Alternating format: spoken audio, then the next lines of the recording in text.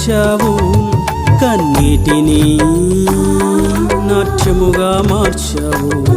సంతోషము వస్త్రముగా ఇచ్చావు, మాహాత్మ్యమును పరాక్రమము కలిగిన అత్యున్నతుడవయా. ఇహమందు పరమందు వేరెవరు నాకు లేరయ్యా.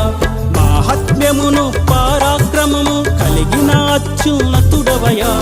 ఇహమందు పరమందు వేరెవరు నాకు లేరయ్యా. వెతులలో